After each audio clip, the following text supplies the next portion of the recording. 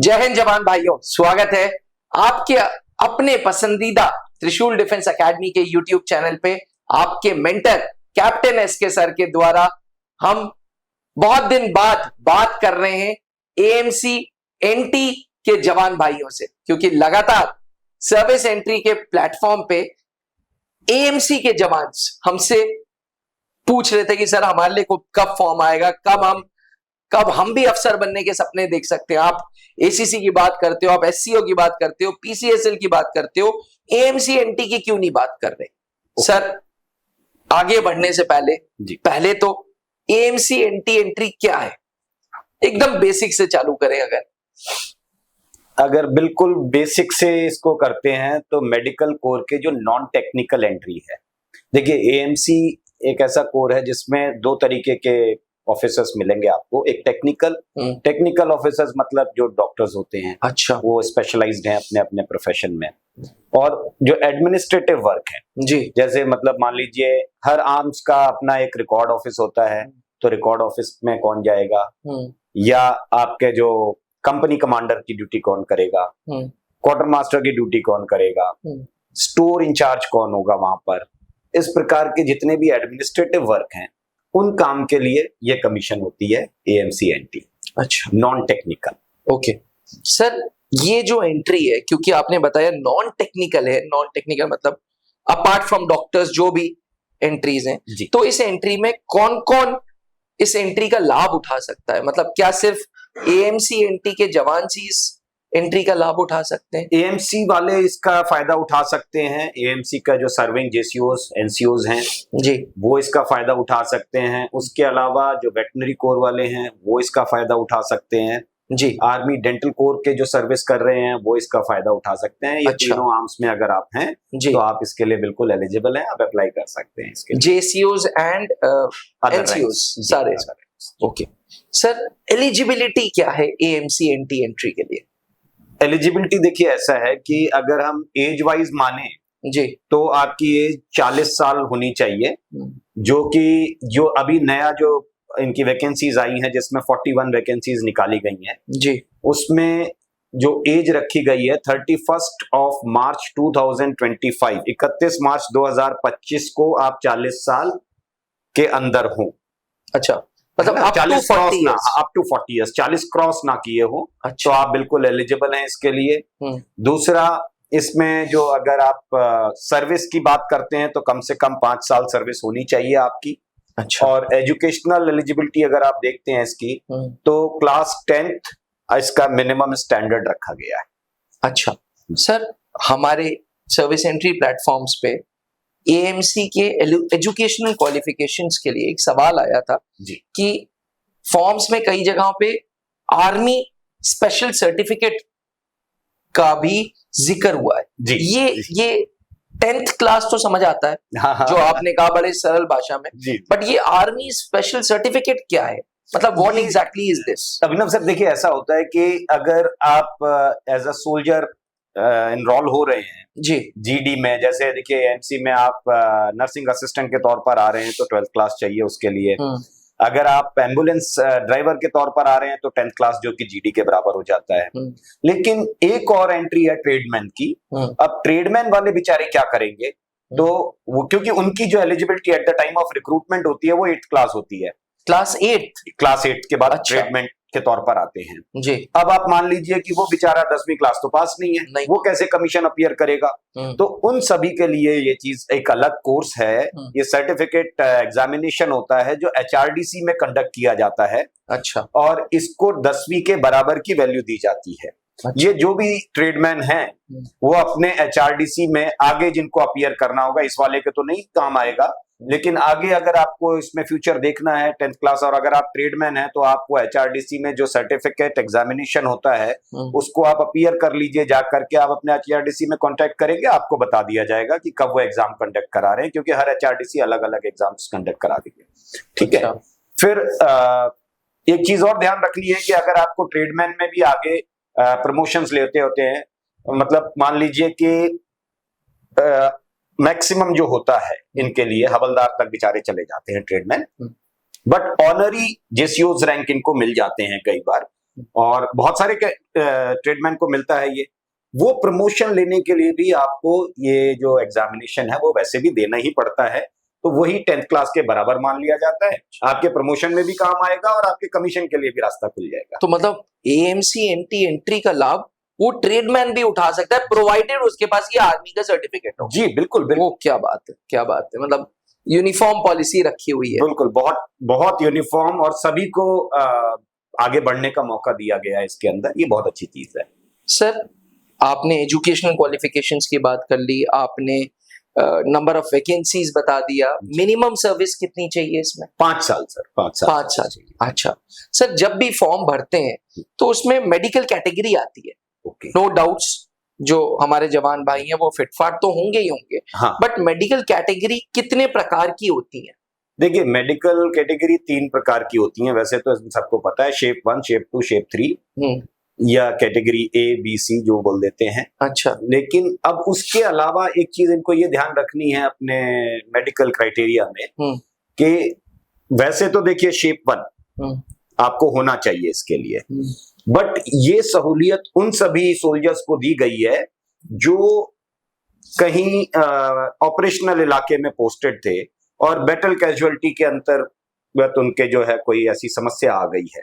Battle casualty, okay. Battle casualty में अगर आप शेप 2 भी हैं तो वो मान्य है, फिर भी आप अप्लाई कर सकते हैं। अगर आप ये ध्यान रखिएगा, बैटल कैजुअलिटी होनी चाहिए, उसका सर्टिफिकेट होता है, अगर वो है तो आप शेप 2 तक अप्लाई कर सकते हैं, अदरवाइज शेप 1 चाहिए आपके लिए। शेप 2 में भी कौन से लोग नहीं आएंगे? जो एक आता है sir shape S। Shape S, जी, ये नई टर्मिनोलॉजी है। शेप S क्या है?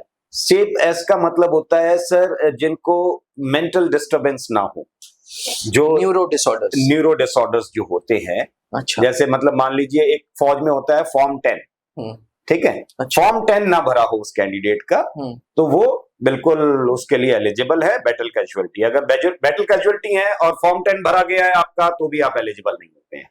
ओके, यहां तक समझ आ गया सर। अब ये पूरा प्रोसेस क्या है, कैसे होगा, क्या इनकी लास्ट डेट्स हैं, एप्लीकेशन को फॉरवर्ड कैसे किया जाएगा, क्या इसमें किसी प्रकार का कोई रिटन टेस्ट होगा कि डायरेक्ट SSB होगी, SSB में स्क्रीनिंग होगी या नहीं होगी? इस पे सर जरा आप आई नो मेरे सवाल बड़े हो रहे हैं, वीडियो नहीं, बिल्कुल सर, बहुत सहूलियत हमारे जवान भाइयों को मिलेगी। बिल्कुल, और सारा काम जो है उन्हीं की सहूलियत के लिए किया जाता है, तो अगर उनको ये बात क्लियर हो जाए तो ज्यादा अच्छा रहेगा। और इसमें देखिए ऐसा है कि कल ये लेटर आया है जी, अब आप अप्लाई करना शुरू कर देंगे, आज से शुरू भी हो गए होंगे बहुत सारे लोग, क्योंकि इसकी जो लास्ट डेट है रिकॉर्ड्स में पहुंचने की वो है 15 अप्रैल। और ये भी ध्यान रखें सभी लोग कि आपको प्रॉपर चैनल से होकर के जाना होता है, मतलब आपको पहले अपने कमांडिंग ऑफिसर का इंटरव्यू, उनका सैंक्शन लेकर के तभी आप आगे जाते हैं। अच्छा। एक्सेप्ट अगर आप कैट ए में पोस्टेड है। कैट ए की पोस्टिंग का मतलब हो गया अभिनव सर, जो स्टैब्लिशमेंट पोस्टिंग आती है इनकी। स्टैब्लिशमेंट पोस्टिंग का मतलब है अगर आप जैसे CME पुणे में पोस्टेड हैं या IMA में पोस्टेड हैं, कोई भी ट्रेनिंग एकेडमीज में हैं आप, सेंटर में हैं या कमांड लेवल पर पोस्टेड हैं आप, UN में आप हैं, तो जब ऐसी स्टैब्लिशमेंट पोस्टिंग्स में आप चले जाते हैं तो फिर आप चाहें तो डायरेक्ट अपनी एप्लीकेशन AMC रिकॉर्ड्स को भेज सकते हैं। वहां पर आपको प्रॉपर चैनल फॉलो नहीं करना होता है। इंटरव्यू नहीं होगा? नहीं, वहां इंटरव्यू नहीं है, परमिशन लेकर के वो भर देते हैं। परमिशन तो लेनी पड़ेगी, लेकिन आप डायरेक्ट AMC रिकॉर्ड्स में एप्लीकेशन भेज सकते हैं। बाकी जो लोग कमांडिंग ऑफिसर के अंडर में सर्विस कर रहे हैं उनको थ्रू प्रॉपर चैनल जाना होगा। मतलब आप अपने कमांडिंग ऑफिसर का इंटरव्यू देंगे, वो सैंक्शन करेंगे, फिर वो जाएगी रिकॉर्ड्स में। रिकॉर्ड से ये एप्लीकेशन फिर भेजी जाएगी DGMS को, वहां पर, क्योंकि इनकी जो अथॉरिटी होती है वो रिक्रूटिंग डायरेक्टरेट डायरेक्ट नहीं होती है। अच्छा। बाकी सभी एंट्रीज में जब फॉर्म निकलता होगा तो आप देखते होंगे रिक्रूटिंग डायरेक्टरेट एड्रेस किया जाता है, लेकिन AMC NT की जो वैकेंसी होती है वो DGFMS के अंडर में आती है। अच्छा। तो DGFMS की ऑफिस में, DGMS ऑफिस में आपका जो एप्लीकेशन है रिकॉर्ड से फॉरवर्ड किया जाएगा और वहां से फिर रिक्रूटिंग डायरेक्टरेट को दिया जाता है कि आप अपने सर्विस सिलेक्शन बोर्ड के को कंडक्ट कर लीजिए इस प्रोसेस को। क्या इस बीच में DGMS में ऑफिस में एप्लीकेशंस को सिंक्रोनाइज करेंगे या उसको स्कैन करेंगे, देखेंगे कि ये एलिजिबल है या नहीं है? इसके चांसेस बहुत कम होते हैं सर, क्योंकि इनकी जो स्क्रूटनी होती है ये ज्यादातर रिकॉर्ड्स में ही हो जाती है।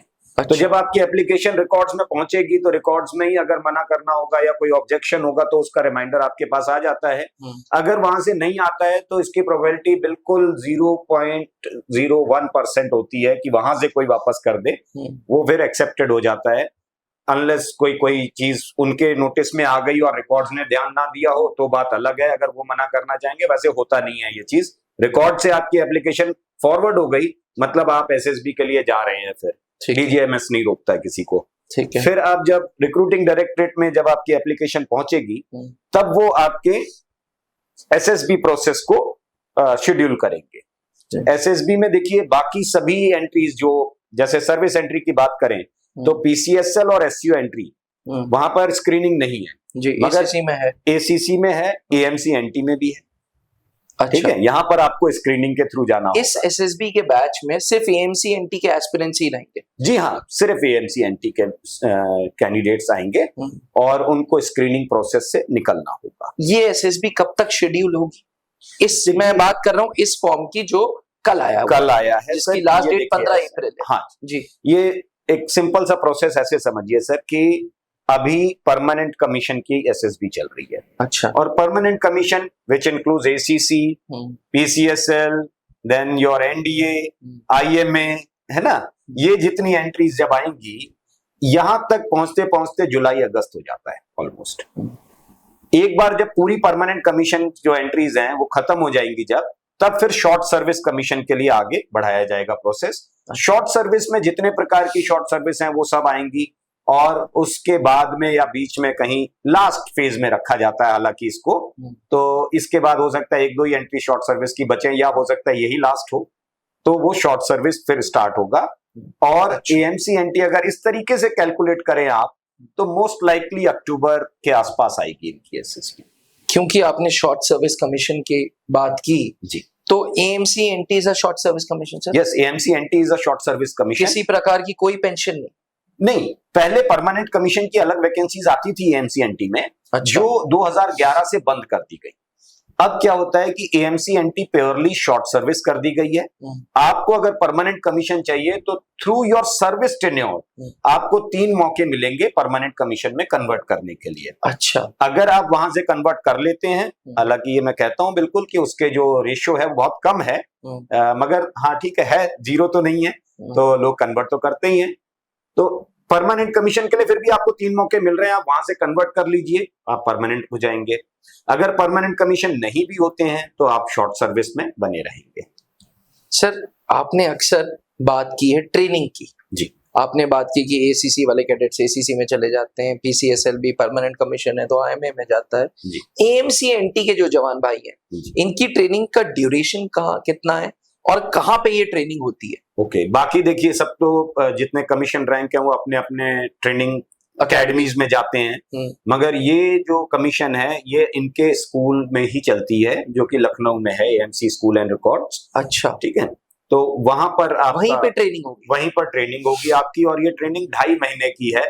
मजे की बात यह है कि ये इकलौती ऐसी कमीशन है जहां पर प्री ट्रेनिंग कमीशन दे दी जाती है, बाकी पोस्ट कमीशन ट्रेनिंग होती है, पासिंग आउट परेड होती है, उसके बाद रैंक पहनते हैं। हाँ, इनके में पहले रैंक पहनाया जाता है, जब ये रिपोर्ट करते हैं उसी समय इनको प्रमोशन दिया जाएगा। अच्छा, रैंक पहना करके तब 2.5 महीने की ट्रेनिंग है आपकी। तो जैसे ही रैंक पुट ऑन कर ली वैसे ही ऑफिसर कैटेगरी के सारे बेनिफिट, सैलरी, सारी चीजें मिलने लगेंगी, मिलने लग जाएंगी आपको। आप 2.5 महीने की ट्रेनिंग के बाद, मतलब आप कमीशन हो चुके हो, आपको वो सेरेमनी आपने अटेंड कर ली, उसके बाद आप training, it is a formality, 2.5 महीने की आपने वो ट्रेनिंग की, फिर आप अपने अपने जो पोस्टिंग्स मिलेंगी वहां चले जाएंगे। इस बात का भी ध्यान रखें कि शॉर्ट सर्विस अगर वर्ड जुड़ा है, बीच में आपका एक सवाल था कि क्या कोई पेंशन नहीं है, तो मेरे ध्यान में ये चीज आई कि इनको क्लियर कर दिया जाए ये चीज। शॉर्ट सर्विस अगर वर्ड कहीं भी जुड़ा हुआ है, चाहे वो बाहर से डायरेक्ट एंट्रीज आ रही हैं सिविलियंस की, जी, हाँ, या सर्विस एंट्री कैंडिडेट, अगर शॉर्ट सर्विस वर्ड लिखा है तो वो पेंशनेबल नहीं है, इसकी पेंशन नहीं होती है। अगर आपने अपने सर्विस टेन्योर में परमानेंट कमीशन में कन्वर्ट कर लिया तो आपको जो लास्ट रैंक आप होल्ड कर रहे होंगे उसकी पेंशन मिलेगी, अदरवाइज जब आप वापस जाएंगे रिटायर होकर के, तो जिस रैंक से आपने कमीशन लिया था उस लास्ट रैंक की आपको पेंशन मिलेगी। मतलब ये ऑफिसर की पेंशन नहीं है, जवान कैटेगरी की। जो लास्ट आपका प्रमोशन था, अगर आप नायब सूबेदार थे, आपने वहां से कमीशन ली थी, तो आपको नायब सूबेदार की पेंशन दी जाएगी। अगर आप हवलदार थे तो हवलदार की पेंशन मिलेगी। मतलब आर्मी बहुत ध्यान रख रहा है सर। सर देखिए, शॉर्ट सर्विस अगर सिविल कैंडिडेट है वो तो जीरो पे जाके खड़ा हो जाता है, उसको तो कोई पेंशन नहीं है। लेकिन आपके लिए फौज ने इतनी सहूलियत रखी है कि आप शॉर्ट सर्विस होने के बाद भी अपने लास्ट रैंक जो आप कमीशन से पहले होल्ड करते थे उसकी पेंशन, क्योंकि देखिए अगर आप सर्विस का टेन्योर देखिए तो सर्विस तो उतनी हो गई है। फॉर अ सोल्जर 15.5 साल नौकरी चाहिए कम से कम सर, पेंशनेबल उतनी आपकी ऑलरेडी हो जाती है तभी कमीशन में आकर के, तब आप उस रैंक की पेंशन ले रहे होते हैं। ये सर AMC-NT जवान को जो ये फॉर्म भरेगा, किन चीजों पे तुरंत काम करना चाहिए for a better career in armed forces, या यूं कह लें for chances to become commissioned officer? क्योंकि SSB तो फेस करना ही करना है। हाँ, तो आपकी, क्योंकि आप ऑनलाइन प्लेटफॉर्म पे you interact with all kind of service entry aspirants, आप सारे सर्विस एंट्री जवान भाइयों से बात करते हैं, आप ACC, SCO, PCSL, AMC-NT, तो क्या आपने फाइंड आउट किया कि ये लूप होल जनरली यार मैंने AMC-NT के कैंडिडेट्स में देखा है? देखिए AMC-NT कैंडिडेट्स के साथ जो मैंने ऑब्जर्व किया है कि इनका वर्कलोड थोड़ा ज्यादा होता है, लिमिटेड स्ट्रेंथ है, आपको स्पेयर किया नहीं जा सकता। अब मान लीजिए आप किसी MH में पोस्टेड हैं और रेडियोलॉजी डिपार्टमेंट में, तो आपको कहां से स्पेयर कर दिया जाएगा आप बताइए, है ना? आप लैब में हैं, लेबोरेटरी में आप हैं पोस्टेड, तो आपको कहां से स्पेयर? नर्सिंग असिस्टेंट है यार, वार्ड्स में ड्यूटी लगेगी, तो शेड्यूल हेक्टिक होता है आपका, बिल्कुल जायज बात है। और ऐसा कुछ नहीं है कि आप एक फिक्स टाइम पे फ्री हो जाएंगे। भाई पेशेंट्स के बीच में रहना है तो रात में भी, एक्सेप्ट आप रेडियोलॉजी या लेबोरेटरी या इस तरीके के डिपार्टमेंट्स को अगर आप नहीं रन कर रहे हैं सर, तो मुझे लगता है कि नर्सिंग असिस्टेंट हो गया, ट्रेडमैन हो गया, एम्बुलेंस ड्राइवर हो गया, उसकी तो बेचारे की रात दिन की ड्यूटी होती है, कभी भी शिफ्ट लगेगी। अपने ऊपर बिल कब काम करेंगे, अपने ऊपर कब काम करेंगे, तो ये अपने ऊपर काम नहीं कर पाते हैं, जिसकी वजह से मैंने बहुत देखा कि लैंग्वेज की बड़ी प्रॉब्लम रह जाती है। और जबकि इनको ये भी चीज ध्यान रखनी है कि if you want to take commission in AMC-NT, आपसे बेहतर एनवायरनमेंट कहीं नहीं मिल सकता है। पहली चीज तो देखिए, जो मैं एक नर्सिंग असिस्टेंट का एग्जाम्पल दे देता हूं, ऑफिसर वार्ड में अगर आपकी ड्यूटी लग गई तो go and interact to the officers in the language which is required by service selection board. Otherwise आपके पास डॉक्टर्स हैं, आप डॉक्टर साहब से इंटरेक्ट कर सकते हैं, बहुत यंग डॉक्टर्स आते हैं जो बहुत अच्छे होते हैं, सॉफ्ट होते हैं डॉक्टर्स तो सभी, आप उनसे बात कर सकते हैं। और अब मुझे ऐसा लगता है कि अगर आप ये कहेंगे कि I am going to try for commission, तो कोई मना नहीं करता फौज में। अगर उन्होंने यूनिफॉर्म पहनी है, यूनिफॉर्म उनको इसीलिए मिलती है क्योंकि वो जेलस फील नहीं कर सकते किसी से। सबसे निस्वार्थ चीज जो है इस दुनिया में वो है ये यूनिफॉर्म, जो बिना किसी स्वार्थ के किसी दूसरे के लिए सोच सकता है। वो ऑफिसर आपको खुद बताएगा कि यार ऐसे ऐसे करना। आपके पास AMC-NT ऑफिसर्स बहुत होंगे, हर जगह हैं वो पोस्टेड, आप उनसे इंटरेक्ट कर सकते हैं। अगर आपको वो भी मौका नहीं मिल रहा है तो आपके पास MNS ऑफिसर्स हैं, अगर आप हॉस्पिटल्स में कहीं पोस्टेड हैं, MNS ऑफिसर्स से आप इंटरेक्ट कर सकते हैं, क्योंकि वो भी अच्छी एजुकेटेड होती हैं और वो भी BSc नर्सिंग है सर, जायज बात है, वो अच्छी बातचीत करती हैं, आप उनसे बात कर लीजिए। तो आपको माहौल, वहां भी माहौल मिलता नहीं है, माहौल बनाना पड़ता है। और आपको अगर अपनी लाइफ में बदलाव लाना है तो खुद बनाना पड़ेगा ये माहौल भी, है ना? सही बात है सर। और इसके अलावा सर एक चीज, एक last question, because we are running behind the time, मैं समझ रहा हूँ your time is very very very valuable. Please AMC-NT में सर, जो जैसे आप अक्सर बोलते हैं कि सर्विस एंट्री एस्पिरेंट्स में प्री कंसीव्ड आइडियाज लेके जा रहे हैं ये लोग जी, क्या आपने AMC कैंडिडेट्स में भी ये देखा है कि जब वो SSB फेस कर रहे हैं तो वो ऑलरेडी प्री कंसीव्ड आइडियाज लेके जा रहे हैं, या पहले से ही स्टोरी याद करके जा रहे हैं, या साइकोलॉजिकल टेस्ट में, साइकोलॉजी सीरीज में वो गलत कर रहे हैं? मतलब देखिए सर, साइकोलॉजी में तो गलत सही नहीं है, बट अनएक्सेप्टेबल चीजें करते हैं ये। जैसे मान लीजिए आप प्री कंसीव्ड आइडियाज के साथ आते हैं, ये सर्विस एंट्रीज में सभी के साथ होता है, इंक्लूडिंग AMC-NT। AMC-NT में ज्यादा ही हो जाता है। अच्छा। क्योंकि इनके पास टाइम नहीं होता है, फिर इनको लगता है इतना टाइम मिला इसी में कुछ पढ़ करके कमीशन लेना है। और सबसे बड़ी चीज क्या होती है, जब ट्रांसफॉर्मेशन दिख रहा है, आप ऐसे मानिए सर एक ट्रेडमैन है जो बेचारा, फौज में ट्रेडमैन के क्या काम होते हैं सबको मालूम है, मैं नहीं बोलूंगा यहाँ पर ओपनली, बट ट्रेडमैन अगर मान लीजिए यहां से ऑफिसर बनना चाहता है तो उसके मन में कितनी चीजें चल रही होंगी। एक तो उसका स्वार्थ सामने खड़ा हो जाएगा, वो ग्रुप बिहेवियर उसका गड़बड़ होगा, क्योंकि वो पहले अपने आप को रखेगा यार मेरे जीवन में बदलाव आने वाला है। दूसरा, वो सही और गलत के चक्कर में बहुत जल्दी पड़ जाता है, उसको लगता है कि कौन सी कहानी सही है। पहली बात तो सभी कैंडिडेट्स को यह ध्यान रखना है, कहानी कभी भी सही और गलत नहीं होती है। जीवन में उन लोगों से दूरी बनाइए जो आपको कहानी रटाते हैं, या कोई जो आपसे ये कहता है कि ये कहानी तुमने गलत बनाई है। गलत और सही कभी होता ही नहीं है कहानी के अंदर, इट इज ओनली एक्सेप्टेबल और नॉट एक्सेप्टेबल। क्या चेंजेस ला करके उसको एक्सेप्टेबल बना सकते थे आप, क्योंकि ये विचार आपके मन से निकला है। आप अपने मन के विचार तो लाते नहीं है कहीं सामने से, किसी दूसरे के चिपकाए हुए जो विचार हैं वो अगर लिख करके और आप अपने जीवन में बदलाव चाहते हैं, ये कैसे पॉसिबल है। तो पहले तो अपने विचार रखने पड़ेंगे। आपके विचार में कोई बदलाव करने वाला इंसान आपको मिलता है तो वो सही इंसान मिल रहा है आपको। ये क्या बात है सर, मतलब every word spoken is worth a million. शायद मिलियन भी बहुत कम बोल रहा हूं। जवान भाइयों, त्रिशूल डिफेंस एकेडमी पिछले 20 सालों से आपके हित के लिए काम कर रहा है। कैप्टन एसके सर रोजाना पिछले 2 साल से मैं उनको देखता हूं, रोजाना 8 बजे से 9, 9:30 बजे तक जवान भाइयों के साथ होमवर्क कर रहे हैं, काम कर रहे हैं ऑनलाइन प्लेटफॉर्म्स पे कि आप अफसर बन सकें, आप वर्दी पहन सकें। ऑलरेडी देश के लिए आप बहुत करते हैं, अब बारी है अफसर बनने की, अब बारी है अपने इंटरेस्ट को देखते हुए देश की सेवा करने की। अगर आप भी एएमसी एनटी के जवान हैं, अगर आप आर्मी डेंटल कॉर्प्स से हैं, रिमाउंट वेटेनरी कॉर्प्स से हैं और इस एंट्री का लाभ उठाते हुए अफसर बनना चाहते हैं, तो आज ही त्रिशूल डिफेंस एकेडमी का ऐप डाउनलोड करें और सर की फोटो लगी हुई है उस कोर्स पे क्लिक करें। Captain SK sir SSB interview का कोर्स चलाते हैं, स्पेशली एसएसबी इंटरव्यू का कोर्स स्पेशली जवान भाइयों के लिए।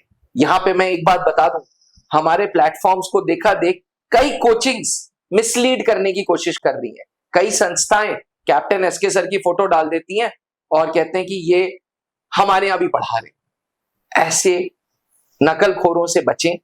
त्रिशूल डिफेंस एकेडमी के हेल्पलाइन नंबर पे फोन करें और सर का नंबर मांगें। एक बार सर का नंबर मांग लेंगे, सर से खुद बात कर लेंगे, तब आपको ट्रस्ट हो जाएगा कि हाँ, इंडिया के सबसे बड़े ऑनलाइन प्लेटफॉर्म्स जो सिर्फ जवानों का हित देख रहा है, वो प्लेटफॉर्म कहीं और नहीं, त्रिशूल डिफेंस एकेडमी में ही है। As a mentor, as a guide, as a guru, captain SK sir बहुत होमवर्क करते हैं आप जैसों जवानों पे। अगर आप भी अपने अंदर ट्रांसफॉर्मेशन करना चाहते हैं तो आज ही त्रिशूल डिफेंस एकेडमी का ऐप डाउनलोड करें और नीचे लिखे हुए हेल्पलाइन नंबर पे जरूर फोन करें। मैं बार बार फोन नंबर इसलिए बोल रहा हूं क्योंकि जब आप एक बार स्वयं एसके सर से बात कर लेंगे तब आपको ट्रस्ट आएगा, तब आपको फेथ होगा। और जहां ट्रस्ट होता है, जहां फेथ होता है, वहां आप 101% अपनी एनर्जी देते हो और जब मेहनत करोगे तो सक्सेस जरूर मिलेगी। सर, इसी के साथ thank you so much for taking out your valuable time. और आपने एएमसी एनटी एंट्री बिल्कुल स्क्रैच से समझाई है, मतलब कोई भी समझ गया, कोई, मैं सिविलियन हूं, मैं भी समझ गया। Thank you sir. जय हिंद, जय हिंद। अब डिफेंस एग्जाम क्रैक करना हुआ और भी आसान, त्रिशूल डिफेंस एकेडमी लेकर आए हैं बिल्कुल ही एडवांस लर्निंग ऐप। तो आज ही ज्वाइन करें और स्टार्ट करें अपनी ऑनलाइन क्लासेस।